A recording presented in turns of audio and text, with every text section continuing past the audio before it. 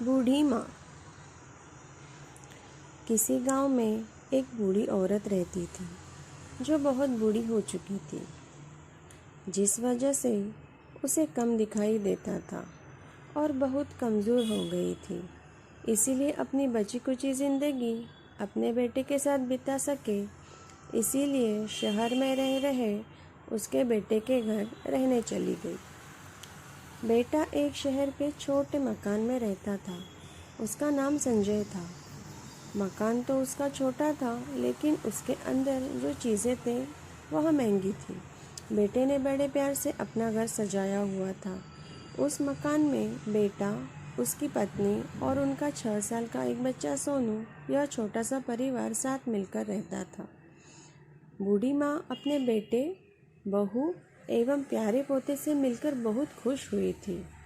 मगर बूढ़ी माँ के आने से उनके परिवार का एक सदस्य और बढ़ गया। यह पूरा परिवार रोज सुबह शाम डाइनिंग टेबल पर खाना खाया करता। खूब सारी बातें भी होती, मगर बूढ़ी माँ अपनी कमज़ोरी के चलते हमेशा कुछ ना कुछ चीज़ें गिरा देती थी। कभी कभी खाना खाते वक्त खाने की चीज़ें नीचे गिरा देती थी और कई बार इस वजह से कांच के बर्तन भी टूट जाया करते थे। उनके बूढ़े हाथों की ताकत जैसे ख़त्म हो चुकी थी। कुछ दिनों तक तो बहू और बेटे ने यह सब सहन किया, लेकिन बाद में वे दोनों बूढ़ी माँ की ऐसी हरकतों से चिढ़ने लगे। एक दिन बेटे ने कहा कि ऐसा कब तक चलेगा, हमें कुछ करना पड़ेगा। उसकी पत्नी भी इस बात से सहमत हुई। पत्नी ने कहा, जी आप बिल्कुल ठीक कह रहे हैं।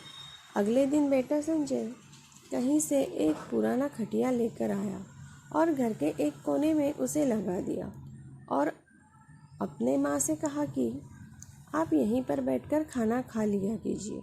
उन्होंने एक लकड़ी का बर्तन भी बनवाया जिसमें वे अपने बूढ़ी माँ को खाना देने लगे। अपने कांच के कीमती बर्तन बचाने के लिए अपने बूढ़ी माँ को लकड़ी का बर्तन देने में उन्हें ज़रा सी भी शर्म नहीं आई। अब खाने का समय जब जब होता तो बूढ़ी माँ एक कोने में बैठकर खाती और बाकी का परिवार डाइनिंग टेबल पर बैठकर खाना खाया करता। डाइनिंग टेबल पर बैठे बैठे दोनों पति पत्नी कभी कभी अपने बूढ़ी माँ की तरफ देख लिया करते। बूढ़ी माँ की आंखों में उन्हें आंसू भी नज़र आए, मगर उन पर जैसे कोई असर ही नहीं होता। बुढ़िया का पोता भी यह नज़ारा हमेशा देखता और वह अपने में ही खोया रहता। एक दिन जब पति पत्नी डाइनिंग टेबल पर बैठकर खाना खा रहे थे, तब उनका बच्चा ज़मीन पर बैठकर कुछ कर रहा था। उन दोनों ने बच्चे के हाथ में लकड़ी का टुकड़ा देखा, लेकिन उन्हें कुछ समझ में नहीं आया कि बच्चा लकड़ी के टुकड़े के साथ क्या कर रहा है। जब बच्चे के पिता ने उसे पूछा कि बेटा आओ खाना खा लो, तुम नीचे बैठकर क्या कर रहे हो, तब बच्चे ने भोलेपन से कहा, अरे मम्मी पापा, मैं आप दोनों के लिए लकड़ी का बर्तन बना रहा हूँ ताकि आप लोग जब बूढ़े हो जाओ तो मैं भी आप लोगों को भी लकड़ी के बर्तन में खाना दे सकूँ। अपने नादान बेटे की यह बात दोनों के दिल में तीर की तरह उतर गई। दोनों एक दूसरे का चेहरा निहारने लगे। बिना कुछ कहे ही दोनों की आंखों में पानी आ गया। उन्हें अपनी गलती का एहसास हो गया और उन्हें अपने भविष्य की किताब अपने आप के सामने खुलती हुई नज़र आई। उन्हें समझने में ज़्यादा देर नहीं लगी कि अब उन्हें आगे क्या करना पड़ेगा।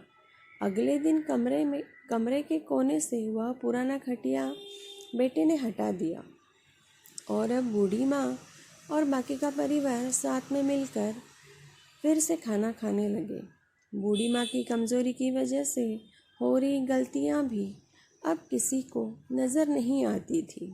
दोस्तों, ये कहानी हमें बताती है हर एक इंसान का वक्त आता है, इसीलिए हमें अपने बड़े बूढ़ों इनका हमेशा ख्याल रखना चाहिए और हमें हमारे माता पिता और बुज़ुर्गों के साथ वैसा ही व्यवहार करना चाहिए जैसा हम चाहते हैं कि हमारे बूढ़े होने के बाद हमारे बच्चे हमारे साथ में करें। धन्यवाद। मिलते हैं अगली कहानी में।